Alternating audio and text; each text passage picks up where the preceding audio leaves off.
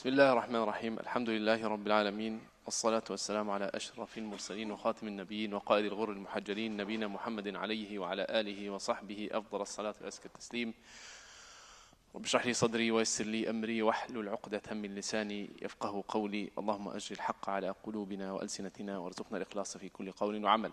We continue today with Surah Yūnus, verse 50. where Allah subhanahu wa ta'ala says, بعد أعوذ بالله من الشيطان الرجيم قل أرأيتم إن أتاكم عذابه بياتا أو نهارا ماذا يستعجل منه المجرمون أثم إذا ما وقع آمنتم به الآن وقد كنتم به تستعجلون ثم قيل للذين ظلموا ذوقوا عذاب الخلد هل تجزون إلا بما كنتم تكسبون. This can be translated as, I read from 50 to 52. We'll see what we can finish inshallah today. Allah subhanahu wa ta'ala says, this can be translated as, tell them, O Prophet, imagine if his torment were to overcome you by night or day. Do the wicked realize what they are really asking him to hasten? Will you believe in it only after it has overtaken you? Now, but you always wanted to hasten it. Then the wrongdoers will be told, taste the torment of eternity. Are you not rewarded except for what you used to commit? This verse is connected to verse 48, where Allah subhanahu wa ta'ala says, وَيَقُولُونَ مَتَى هَذَا الْوَعْدُ إِن كُنتُمْ صَادِقِينَ. The disbelievers were asking Rasulullah sallallahu alayhi wa sallam, says, you have been promising us all of this torment, you've been promising a day of judgment, you're promising a punishment based on this. When is this going to happen?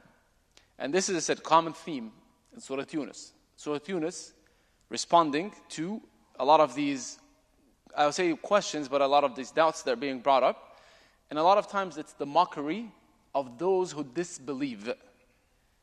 They're making different types of, whatever it is, any type of argument you can think about, they're bringing up, and Allah subhanahu wa ta'ala is responding to it. So what happens is, they bring up another one. Instead of them believing.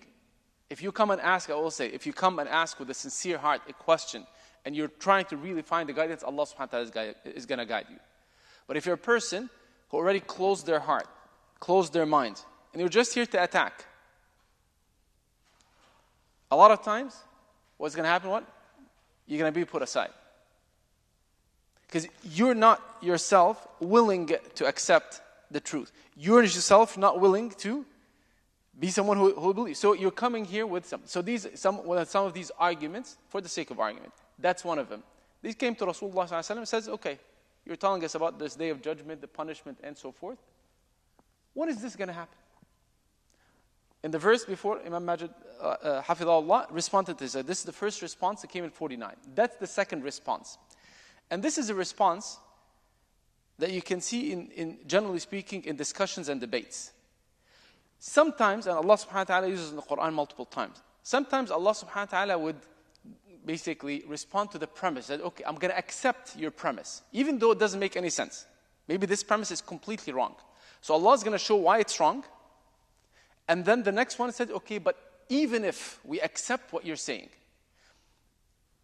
we said in 48, they're not asking really, when is it going to happen? They're making mockery of it, meaning the day of judgment. Show us when it's going to, it's never going to happen. We've been living here, our forefathers, our grandparents, everyone has been here. This day of judgment never showed up. So when they're asking, they're mocking the idea of that there's a Rasul, there's a Risala, like a prophet, there's a message, there's a day of judgment. They're mocking it. So Allah subhanahu wa ta'ala responding said, you know what? What are you really asking for? And that shows us, as I said, that some people are not there to learn, but they're there to argue. And when they're arguing, a lot of times, especially in our modern time, they're trying to put it in a way that sounds intellectual. It sounds intellectual. It sounds that it's something that is based on like true understanding or true thinking. Most of the time, it's not. Most of the time, it's not.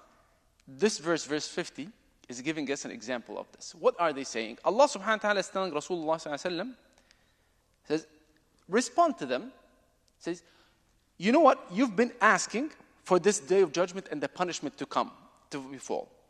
In some other verses, they've been indicating, not explicitly saying, but sometimes indicating, said, if you show us the signs, we might believe.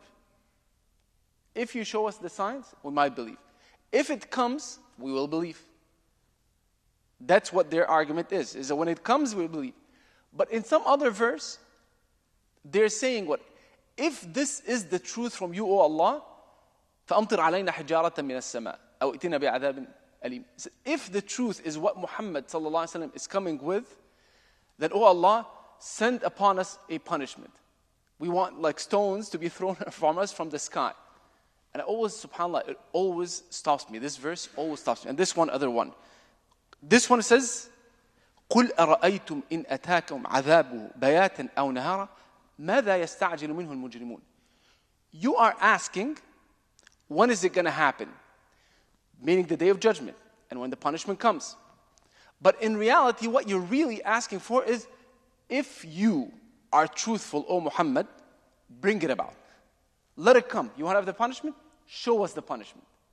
Allah subhanahu wa ta'ala is responding to them through the Prophet saying, what are you asking for? Are you thinking this through?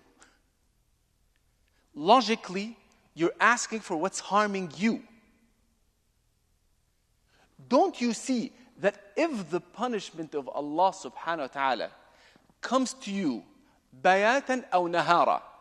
The word bayat here is translated as layl, like meaning night. Or nahar, in the morning.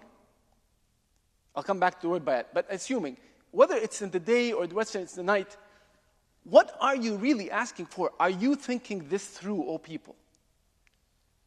Because what's going to happen is what? If the punishment come, or this promise, because they use the word promise, if the promise of Allah subhanahu wa ta'ala comes about, you will be destroyed. So where is the benefit there for you? So even from a pure intellectual perspective, if someone does not believe in Allah subhanahu wa ta'ala at all, just logic-wise, you have two options. Either this is truth, meaning there's God, there's a punishment, whatever the Prophet is telling you is true, or it's not. These are the two outcomes. If it's true, the punishment is going to come. If it is not, why are you asking to hasten it? What's the benefit for you? You don't believe in a hereafter. So there's no gain or benefit for you except for what? Subhanallah. That's when the heart is closed. They're asking for what's harmful for them, detrimental for them. Why? Because they don't want to believe. All the signs, the whole surah so far, is they ask a question or they make mockery or they come up with a kind of a shubha, we said, a doubt. And Allah subhanahu wa ta'ala, verse after verse, responds to all of their questions, even the mockery ones. The one they're making in mockery, not to understand, Allah responds to it. And responds with very strong logical arguments, with signs from the book, with signs from the universe. Everything around you is telling you there is God, there is God, there is God, and this is His Prophet. They cannot respond to any of it. They choose to still reject. So Allah subhanahu wa ta'ala is exposing to them themselves. What are you thinking? Sometimes we say that. What are you thinking about? How are you thinking this through? That's exactly what Allah subhanahu wa ta'ala says.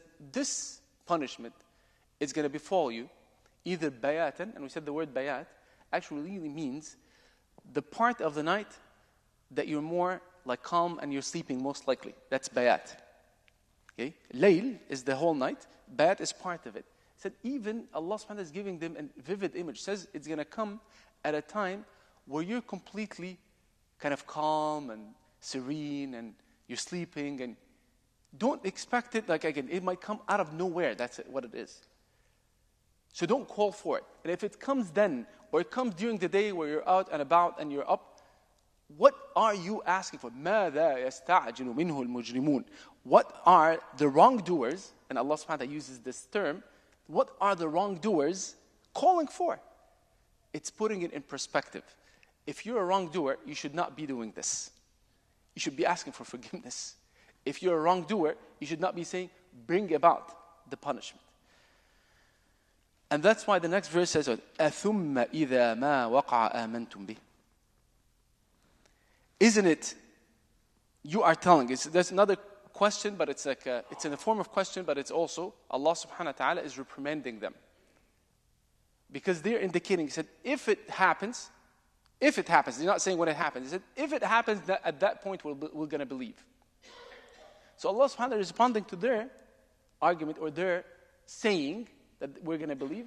He says, أَثُمَّ إِذَا مَا وَقَعَ آمَنْتُمْ بِهِ. Are you saying that when it befalls you, the punishment, now at that point you're going to believe? Al-an. Word al-an is like, is it now? Allah subhanahu wa ta'ala is having a conversation with them, basically through the Prophet sallallahu alaihi wasallam. He says, is it now? And this is sometimes, you see it, I always give examples with my kids because they're the ones I deal with. You tell your son, you know what? Clean up your plate, put it in the kitchen, or else you're going to have a punishment. I'm just giving a very simple example. He leaves his plate. You give him another warning. Say, hey, your plate is on the dining table. Please make sure you put it in the sink. Nothing. A third time, said, you're not going to have your candy today, or you're not going to have your dessert today. Make sure that you take it and put it in the sink. Complete ignoring. Says, you know what? You have no dessert. Start running to the plate, right? Taking the plate and putting it in the sink. At that point, what am I going to tell him? I was like, now? Is it now? After 3 times? After 4 times? That's what the verse is saying. Al-an. Even in this, like they say, subhanAllah, the tajweed of it is, there's a mad. Is it now? You can see, Al-an. I was like, oh, is it now that you're going to act now? That's exactly what Allah is telling them. You did not believe. And you're saying that when it befalls us, when it happens, now we're going to believe. He says, this is too late. Now, what you're really saying is that you're asking, this, is it now? You're not really asking, is it now? You're saying, is it too late for you to do that? I've been calling you to put your plate in the sink for 3 times, 4 times, the whole day. And not only until the punishment came did you respond. Too late. So this is how we understand this al-an. وَقَدْ كُنْتُمْ بِهِ تَسْتَعْجِلُونَ. Is it now, while you have been calling for it to come hastily? He said, not only did they reject, they said, if you really truly a prophet, bring about this adab, this punishment from you as soon as you can. We don't care, basically. So Allah subhanahu wa ta'ala is like, is it now? When you have been calling for this punishment upon yourself and you've been hasting it, ثُمَّ قِيلَ لِلَّذِينَ ظَلَمُوا ذُوقُوا عَذَابَ الْخُلْدِ هَلْ تُجْزَوْنَ إِلَّا بِمَا كُنْتُمْ تَكْسِبُونَ. And then it would be told to them. It would be told to them. This is the word, the term Allah subhanahu wa ta'ala, the word is using, which is in the passive form. It says it would be told to them, to the wrongdoers, taste the torment of eternity. You are not rewarded except for what you used to commit. This is the punishment that they've been waiting for. Allah subhanahu wa ta'ala is putting it in clear terms so they have no doubt. The first verse, when we talked about this punishment that befalls them, that comes about them, whether it's in the night or the day, is the torment of the initial one. This is the punishment of the dunya. If the punishment comes first, as we've seen with all of the other prophets, it comes and befalls them in this world, and then they die. And when they die, Allah subhanahu wa ta'ala is telling what the outcome is. This is even a higher level of punishment, which is what it is. ثُمَّ قِيلَ لِلَّذِينَ ظَلَمُوا ذُوقُوا عَذَابَ الْخُلْدِ. Taste this punishment that you have been rejecting, which is the punishment of eternity, عَذَابَ الْخُلْدِ. Staying in the hellfire forever. A question might come to someone and said, why? If I've done this amount of wrong, why am I staying there forever? Allah subhanahu wa ta'ala is always responding in the Quran all the time. He said, هَلْ تُجْزَوْنَ إِلَّا بِمَا كُنْتُمْ تَكْسِبُونَ. You are not being rewarded. It comes in the form of question. Aren't you rewarded except for what your actions have brought about you? You have not been rewarded except with what you have brought about your own self. And I always say this is extremely important for us to understand and not underestimate. Because I've heard this argument made by a couple of people before. Say, if I disbelieve in God for 60 years, 70 years, 100 years that I live, why am I in eternity? That's how grave this mistake is. And it's not just you disbelieve. We say that that's not what I'm saying, that's what the scholars are saying. If someone the message does not reach them, Allah does not hold them accountable. No, you are a person that the message received it. This is the example here. The message came once, twice, 3 times. Remember the example I gave my son, right? Go remove your plate, move your plate. Multiple times. And every single time you are rejecting and rejecting and rejecting, that is the punishment. That's how grave this sin is, which is what? The rejection of Allah subhanahu wa ta'ala. Associating others with Allah subhanahu wa ta'ala. There's no other more serious or graver sin than this. Because this is the sin that takes you in hellfire. Not you and I, may Allah subhanahu wa ta'ala protect us all. But those who commit that, this is the sin that takes them to hellfire forever. Because Allah subhanahu wa ta'ala says, إِنَّ اللَّهَ يَغْفِرُ الذُّنُوبَ جَمِيعًا, right? In one of the verses. In the other one he says what? إِلَّا أَن يُشْرَكَ بِهِ. إِلَّا أَن يُشْرَكَ بِهِ. Except the only sin that is not forgiven is that of associating others with Allah subhanahu wa ta'ala or rejecting Allah full scale, basically. Everything else, if you die on a state of submission, like you mean you have the asl iman as I call it, the foundation of iman is in our heart, we're still under the mercy of Allah subhanahu wa ta'ala, there's a way out. إن شاء عذبهم وإن شاء غفر لهم. That at some point, even if you go with Allah subhanahu wa ta'ala with these sins, if you have the true belief, you have a belief in your heart that there's only one God, the Prophet is Muhammad sallallahu alaihi wasallam is his Prophet, when you meet Allah subhanahu wa ta'ala, you still have a chance. He can completely forgive, or He can hold you accountable hold you and I accountable for what we have done. But as long as we have the core belief, that's the most important thing. So this is a sign, like this is again, respond to this question that came, we said in verse 48, when is this punishment come? Allah subhanahu wa ta'ala, verse by verse, responds to this argument, show them that this is even like logically doesn't make any benefit. There's no benefit whatsoever for you, what you're asking for, yet you're still asking for it. To show them, expose them to themselves, but expose them to everyone else is sometimes people reject because they just have animosity towards this. They're not willing to accept the truth. They're just going to reject regardless. May Allah subhanahu wa ta'ala make us amongst those who see truth as truth and allow us to follow us. And see like wrong as wrong, allow us to stay away from it. We ask Allah subhanahu wa ta'ala make us among those who live as Muslims, die as Muslims, and meet Him, and He is pleased with us as Muslims. We ask Allah subhanahu wa ta'ala forgive all of our shortcomings, and then when we meet with Him, that He is pleased with us and admit us to the highest level of Jannah. Jazakumullah khairan wa assalamu alaikum wa rahmatullahi ta'ala wa barakatuh.